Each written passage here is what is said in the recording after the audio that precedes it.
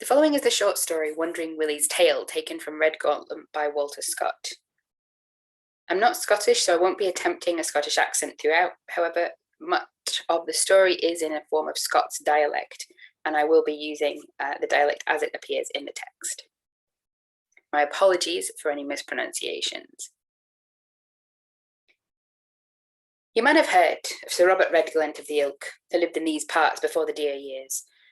The country will lang mind him, and our fathers used to draw breath thick if ever they heard him named. He was out with the Highlandmen in Montrose's time, and again he was in the hills of Glencairn in the 1652. And say, when King Charles II came in, I was in sick favour as the Laird of Redglent. He was knighted at Lennon Court with the King's ain sword, and being a red-hot prelatist, he came down here and pouging like a lion, with commissions of lieutenancy and of lunacy for what I ken, to put down to the Whigs and Covenanters in the country. Wild work they made of it, for the Whigs were as dour as the Cavaliers were fierce, and it was which should first tire the other. Redgauntlet was aye for the strong hand, and his name is kenned as wide in the country as Claverhouses or Tam Daliels. Glen na Dargle, the mountain, the cave could hide the peer hell folk. When Redglent was out with bugle and bloodhound after them, as if they had been so many deer. In troth, when they found them, they didn't make muckle mair ceremony than a Highland man with a roebuck. It was just, will you take the test? If not, make ready, present, fire. And there lay the recusant. Far and wide was Sir Robert hated and feared.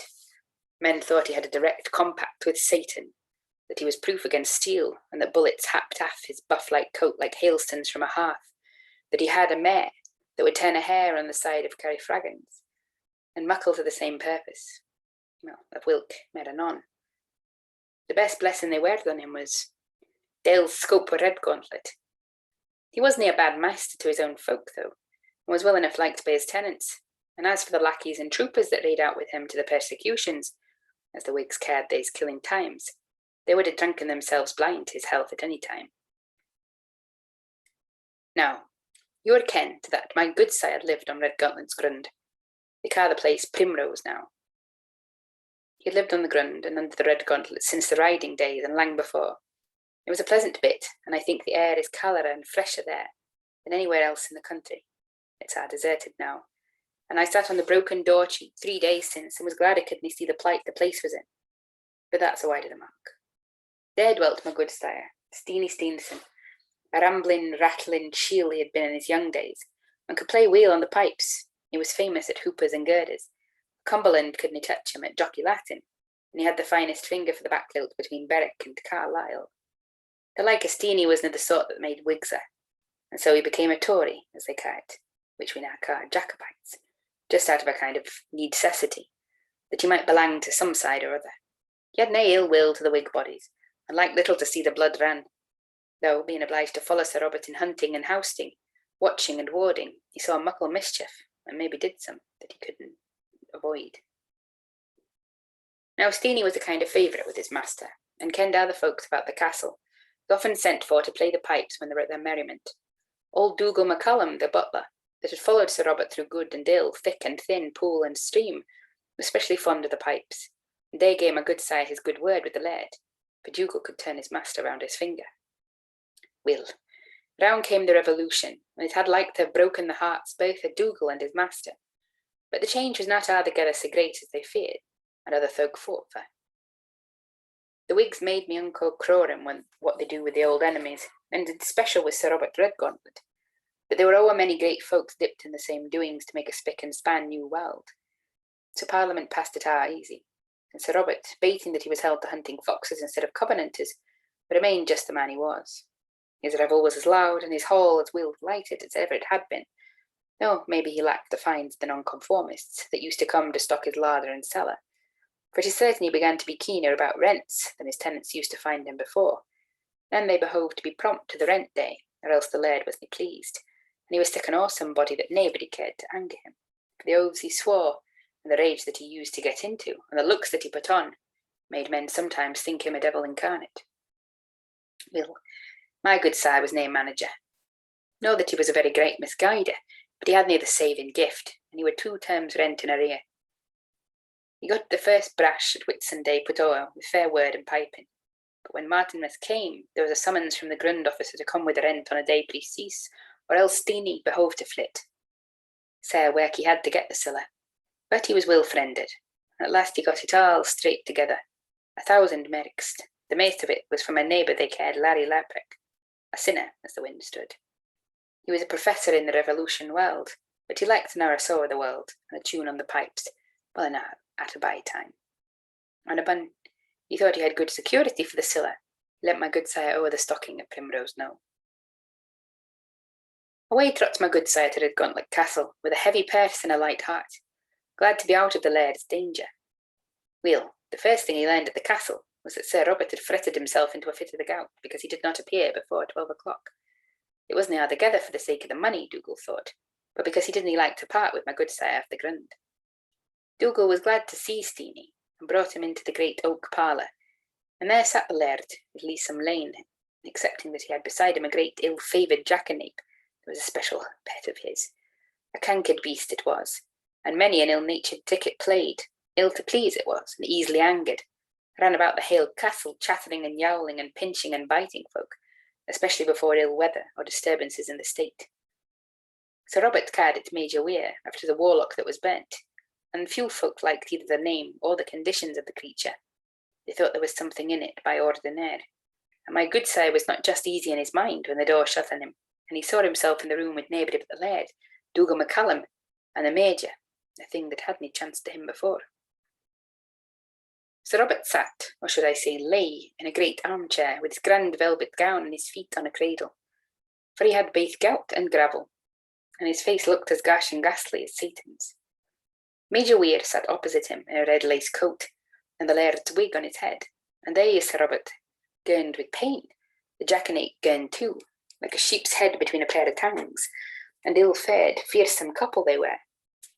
The laird's buff coat was hung on a pin behind him, and his broadsword and his pistols within reach, for he keeped it up the old fashion of having the weapons ready, and a horse saddled day and night, just as he used to when he was able to loop on horseback and away after any of the hill folk he could get spearings of. Some said it was for fear of the Whigs taking vengeance, but I judged it was just his old custom. He wasn't again to fear anything. The rental book with its black cover and black hasps was lying beside him, and a book of skulldry sangs was put betwixt the leaves to keep it open at the place where it bore evidence against the goodman of Primrose Knowe, was behind the hand with his mails and duties. Sir Robert gave my gudesire a look, as if he would have withered his heart in his bosom. And when Ken, he had a way of bending his brows that men saw the visible mark of a horseshoe in his forehead, deep dinted, as if it had been stamped there. "Are ye come light-handed, you son of a tomb whistle?" said Robert. "Zounds, if you are." My gudesire, with as good a countenance as he could put on, made a leg and placed the bag of money on the table with a dash, like a man that does something clever. The laird drew it to him hastily. "Is it all here, Steenie man?" "Your honour will find it right," said my gudesire. "Here, Dougal," said the laird, "give Steenie a tass of brandy downstairs till I count the siller and write the receipt."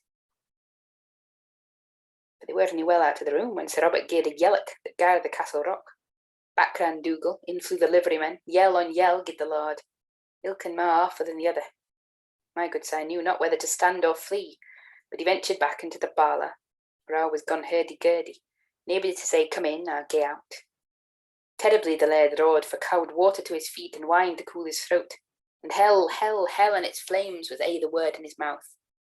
They brought him water, and when they plunged his swollen feet into the tub, he cried out it was burning, and folk say that it did bubble and sparkle like a seething cauldron. He flung the cup at Dougal's head and said he had given him blood instead of burgundy, and such enough the last washed clotted blood off the carpet the next day. The jackanape they called Major Weir. It gibbered and cried as if it was mocking its master. My gudesire's head was like to turn. He forgot both siller and receipt, and downstairs he banged. But as he ran, the shrieks came faint and fainter.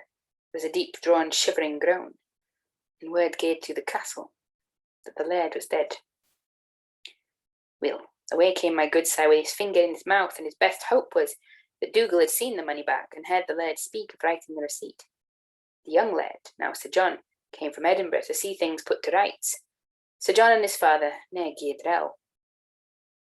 Sir John had been bred an advocate, and afterwards sat in the last Scots Parliament and voted for the Union, having gotten, it was thought, a rug of the compensations. If his father could have come out of his grave, he would have brained him for it on his own hearthstone.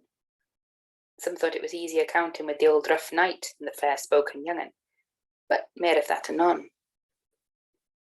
Dougal MacCallum, poor body, neither grat nor grained, but gaed about the house looking like a corpse, but directing, as was his duty, the order of the grand funeral. Now, Dougal looked aye waur and waur when night was coming, and was aye the last to gang to his bed. Wilk was in his little round just opposite the chamber of days, like his master occupied while he was living, and where he now lay in state, as they ca'd it, well a day. The night before the funeral, though Dougal could keep his own counsel no longer, he came down with his proud spirit and fairly asked old Hutchin to sit in the room with him for an hour.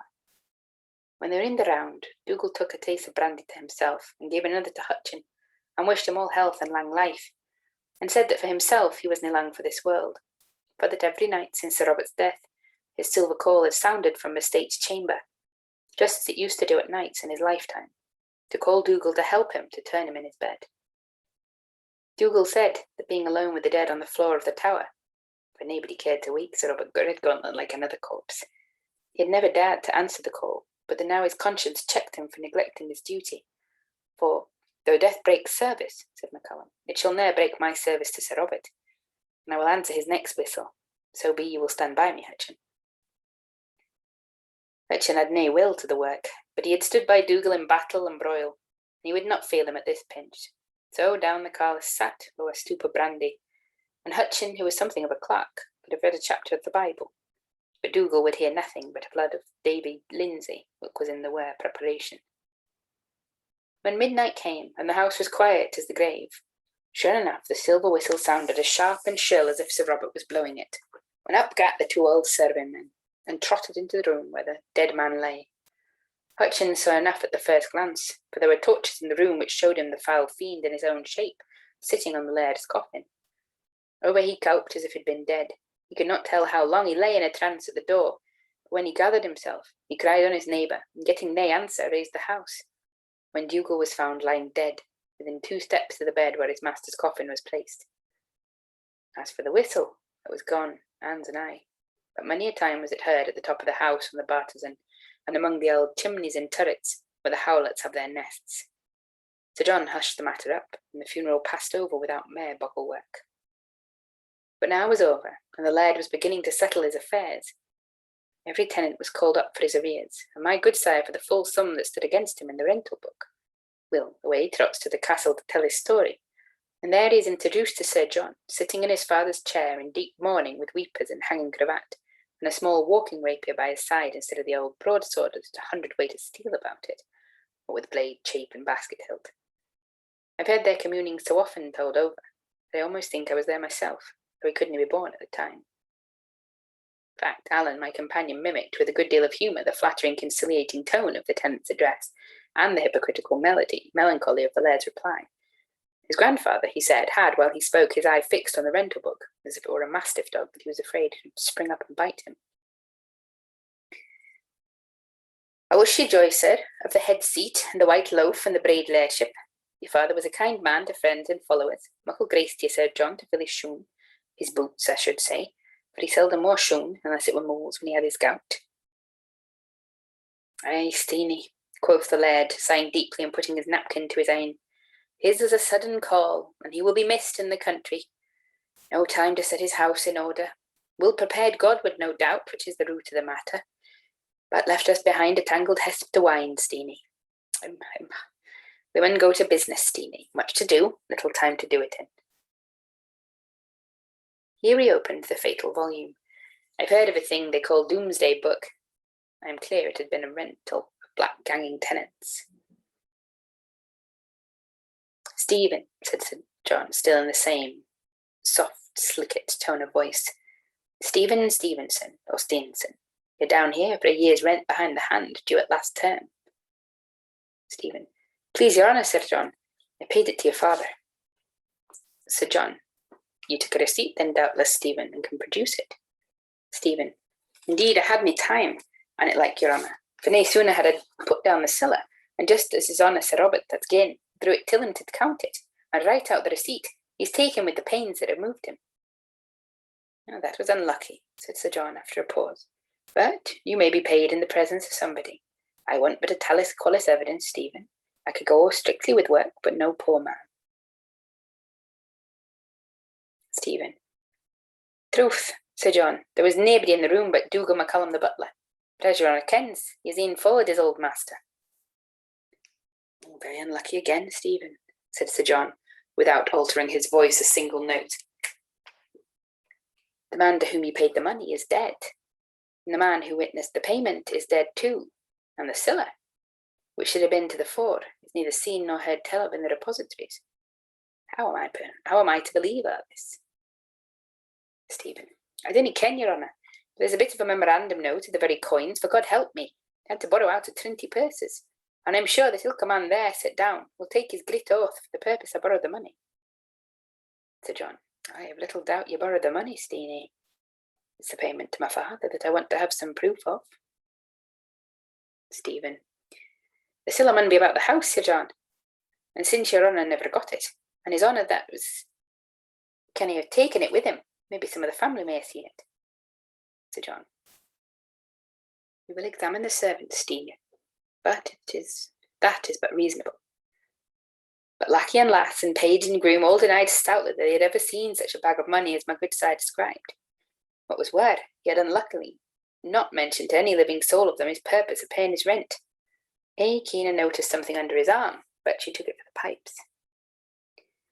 Sir John Redgauntlet ordered the servants out of the room, and then said to my good sire, "Now, Steenie, you see you have fair play, and as I have little doubt you ken better where to find the siller than any other body, I beg in fair terms and for your own sake, you will end this fashery. But Stephen, you mun pay or flit." "The Lord forgive your opinion," said Stephen, driven almost to his wits' end. "I'm an honest man." "Oh, so am I, Stephen," said his honour. "So are all the folks in the house, I hope. But if there be a knave among us, it must be that he tells a story he cannot prove." He paused, and then added more sternly, "If I understand your trick, sir, you want to take advantage of some malicious reports concerning things in this family, and particularly respecting my father's sudden death, thereby to cheat me out of the money, and perhaps take away my character by insinuating that I have received the rent I am demanding. Where do you suppose this money to be? I insist upon knowing." My good sire saw everything look sae muckle against him that he grew nearly desperate. However, he shifted from one foot to another, looked to every corner of the room, and made no answer. "Speak out, sirrah," said the laird, assuming a look of his father's, a very particular one, which he had when he was angry. It seemed as if the wrinkles of his frown made that self-same fearful shape of a horse's shoe in the middle of his brow. "Speak out, sir. I will know your thoughts. Do you suppose that I have this money?"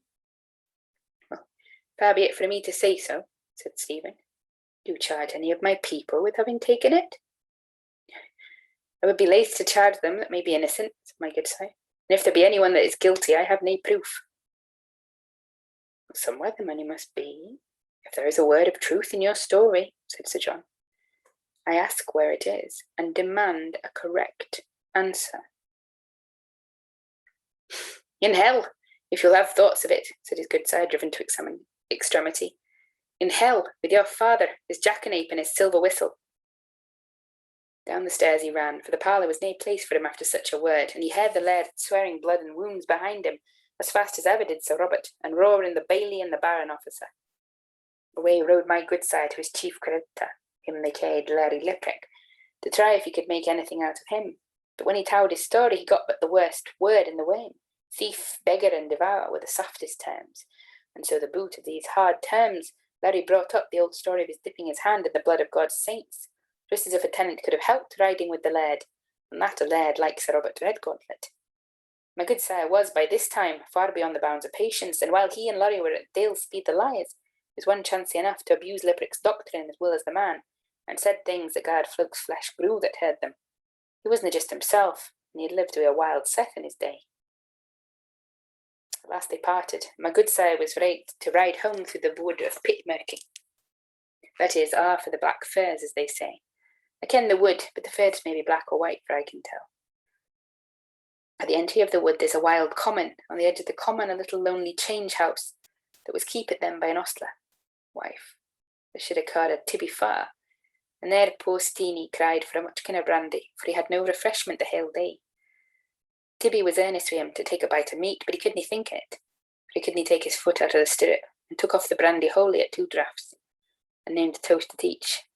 The first was the memory of Sir Robert Redglint, and might he never lie quiet in his grave till he had righted his poor bond tenant. And the second was a health to man's enemy, if he could but get him back the pock-o'-siller, or tell him what came it, but he saw the hale world was like to regard him as a thief and a cheat, and he took that word and e'en the ruin of his house in his hold. On he rode, little caring where. It was a dark night turned, and the trees made it yet darker, and he let the beast take its ain road through the wood, when all of a sudden, from tired and weary that it was before, the nag began to spring and flee and stand that my gudesire could hardly keep the saddle.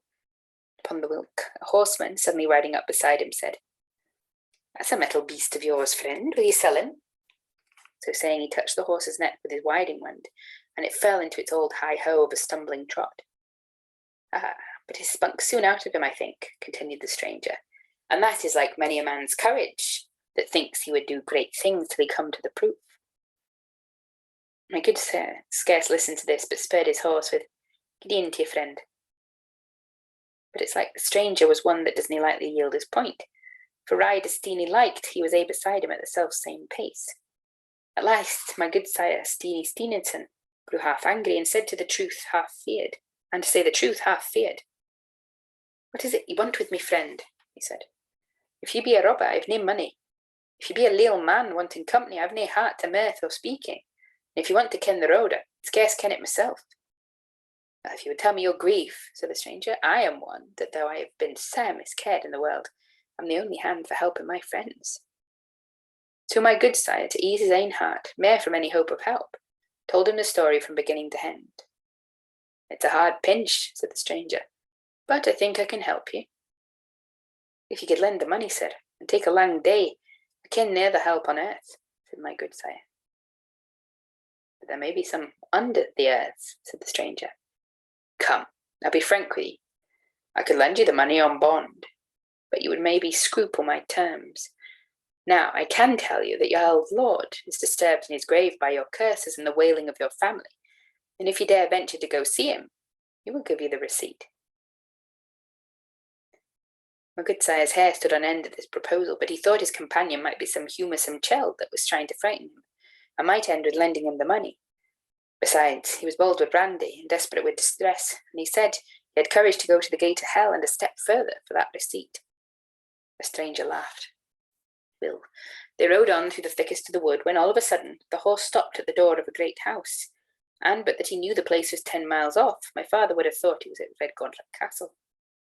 They rode into the outer courtyard, where the muckle folding yurts, and underneath the old portcullis, and the whole front of the house was lighted. There were pipes and fiddles, and as much dancing and derray within as used to be in Sir Robert's house at the Pace and Jewel with such high seasons. They lap off, and my gudesire, as seemed to him, fastened his horse to the very ring he'd tied him to that morning, when he gaed to wait on young Sir John. "God," said my gudesire, "if Sir Robert's death be but a dream." He knocked at the hay door, just as he was wont, and his old acquaintance, Dougal MacCallum, just after his wont too, came to open the door and said, "Piper Steenie, are you there, lad? Sir Robert has been crying for ye." My gudesire was like a man in a dream. He looked for the stranger, but he was gone for the time. At last he just tried to say, "Ah, Dougal Drower, are you living? I thought you had been dead." "Never fash yourself with me," said Dougal, "but look to yourself, and see you take nothing for anybody here, neither meat, drink, or siller, except just the receipt that is yourn." So saying, he led the way out through the holes and trances that were well kenned to my gudesire, and into the old oak parlour. And there was as much singing of profane songs and birling of red wine and speaking blasphemy and skullduggery as ever been in Redgauntlet Castle when it was at its blithest. But Lord take us in keeping, what a set of ghastly revellers they were that sat round the table. My gudesire kenned money that had long before gone to their place, for often had he piped the most part in the hall of Redgauntlet. There was the fierce Middleton, and dissolute Roths, the crafty Lauderdale, and Dahlia with his bald head and his beard to his girdle, and Earshall with Cameron's blood in his hand, and wild Bonshaw that tied blessed Mr. Cargill's limbs till the blood sprang, and Dumbarton Douglas, the twice-turned traitor, bait the country and the king. There was the bloody advocate Mackenney, who for his worldly wit and wisdom had been to the rest as a god. And there was Claverhouse, as beautiful as when he lived, with his long, dark, curled locks streaming down over his laced buff coat, and his left hand always on his right spool blade to hide the wound that the silver bullet had made. He sat apart from them all and looked at them with a melancholy, haughty countenance, while the rest hallooed and sang and laughed that the room rang. But their smiles were fearfully contorted from time to time, and their laughter passed into such wild sounds as made my Goodsire's very nails grow blue and chilled the marrow in his bones. They that waited at the table were just the wicked serving men and troopers that had done their work and cruel bidding on earth. There was the lang lad of the Netherton that helped to take Argyle, and the bishop's summoner that they called the Dale's Rattlebag, and the wicked guardsmen in their laced coats, and the savage Highland Amorites that shed blood like water and made a proud serving man haughty of heart and bloody of hand, cringing to the rich, and making them wickedest than they would be, grinding the poor to powder when the rich had broken them to fragments, and money were coming and ganging, and as busy in their vocation as if they'd been alive. Sir Robert Redgauntlet, in the midst of all this fearful riot, cried with a voice like thunder on Steenie Piper to come to the board head where he was sitting, his legs stretched out before him and swathed up with flannel, with his holster pistols aside him, while the great broadsword rested against his chair, just as my Goodsire had seen him the last time upon earth. The very cushion for the jackanapes was close to him, but the creature itself was not there. It was in its hour, it's likely, for he heard them say as he came forward, "Is not the Major come yet?" And answered another, "The jackanape will be here betimes the morn." When my Goodsire came forward, Sir Robert, or his ghaist, or his deal and his likeness, said, "Weel, Piper, are ye settled with my son for the year's rent?" With much ado, my father got breath to say that Sir John would not settle with his honour's receipt. "You shall hae that for a tune of the pipe, Steenie," said the appearance of Sir Robert. "Play us up, O Will Huddled Lucky." Now that was a tune my Goodsire learned frae a warlock that heard it when they were worshipping Satan at their meetings, and my Goodsire had sometimes played it at the ranting suppers in Redgauntlet Castle, but never very willingly. And now he grew cowled at the neary name of it, and said, for excuse, he hadna his pipes with him. "MacCallum, ye limb of Beelzebub," said the fearful Sir Robert. "Bring Steenie the pipes that I'm keeping for him." MacCallum brought a pair of pipes, might have served the piper of Donnell of the Isles, but he gave my Goodsire a nudge as he offered them, and looking secretly and closely, Steenie saw that the chanter was of steel and heated to a white heat, so he had fair warning not to thrust his fingers with it.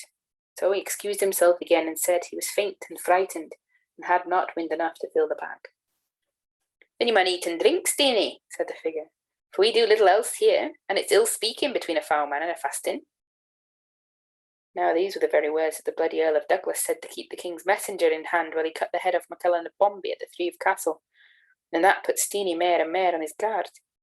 So he spoke up like a man, and said he came neither to eat or drink or make minstrelsy, but simply for his ain, to ken what was to come of the money he had paid, and to get a discharge for it. And he was so stout-hearted by this time that he charged Sir Robert, for conscience' sake, he had no power to say the holy name, as he hoped for peace and rest, to spread no stairs for him, but just to give him his ain. The peerwin gnashed its teeth and laughed, but it took from a large pocket-book the receipt and handed it to Steenie. "There is your receipt, you pitiful cur, and for the money, my dog-whelp of a son may go look for it in the cat's cradle." My Goodsire uttered many thanks and was about to retire when Sir Robert roared aloud, "Stop! Oh, thou sack-dowdling son of a whore! I am done with thee. Here we do nothing for nothing, and you must return on this very day 12 months to pay your master the homage that you owe me for my protection." My father's tongue was loosed of a suddenty, and he said aloud, "I refer myself to God's pleasure, and not to yours." He no sooner uttered the word than all was dark around him, and he sunk on the earth with such a sudden shock that he lost both breath and sense. How long Steenie lay there he could not tell, but when he came to himself, he was lying in the old kirkyard of Redgauntlet Parakeet, just at the door of the family aisle, and the sculching of the old knight Sir Robert hanging over his head. There was a deep morning fog on grass and gravestone around him, and his horse was feeding quietly beside the minster's 2 cows. Steenie would have thought the whole was a dream, but he had the receipt in his hand, fairly written and signed by the old laird, only the last letters of his name a little disorderly, written like one seized with sudden pain. Sorely troubled in his mind, he left that dreary place, rode through the mist to Redgauntlet Castle. With much ado, he got to speak of the laird. "Well, you devout bankrupt," was the first word, "have you brought me my rent?" "No," answered my good sire, "I have not, but I brought your honour Sir Robert's receipt for it." "How, sirrah? Sir Robert's receipt? You told me he had not given you one." "Will your honour please to see that if that bit line is right?" Sir John looked at every line and at every letter with much attention, and at last at the date, which my good sire had not observed. "From my appointed place," he read, "this 25th of November. What? That is yesterday. Villeneuve must have gone to hell for this." "I got it from your honour's father. Whether he be in heaven or hell, I know not," said Steenie. "I will delate you for a warlock to the Privy Council," said Sir John. "I will send you to your master, the devil, with the help of a tar barrel and a torch." "I intend to delete myself to the presbytery," said Steenie, "and tell them all I seen last night. Look, a thing's fitter for them to judge of than a borough man like me." Sir John paused, composed himself, and desired to hear the full history. My good sire told it him from point to point as I have told you, word for word, neither more nor less.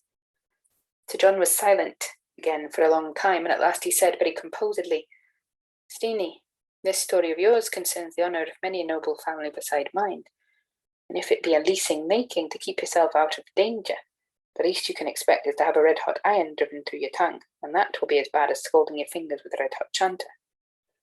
But yet, it may be true, Steenie, and if the money cast up, I shall not know what to think of it. But where shall we find the cat's cradle? There are cats enough about the old house, but I think they kitten without the ceremony of bed or cradle."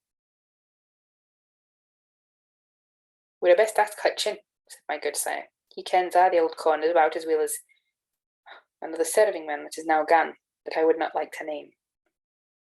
Will Hutchin, when he was asked, told them that a ruinous turret long disused next to the clock house, only accessible by a ladder, for the opening was on the outside and far above the battlements, was called of old the cat's cradle. "There will I go immediately," said Sir John, and he took, with what purpose heaven kens, one of his father's pistols from the hall table, where they had lain since the night he died, and hastened to the battlements. It was a dangerous place to climb, for the ladder was old and frail, and wanted an 2 rounds. However, up got Sir John, and entered at the turret door, where his body stopped the only little light that was in the bit turret. Something flees at him wi' a vengeance, may dang him back over, banged the knight's pistol, and Hutchin that held the ladder, and my good sire that stood beside him, heard a loud skellock. A minute after, Sir John flings the body of the jackanape down to them, and cries that the siller is fund, and that they should come up and help him.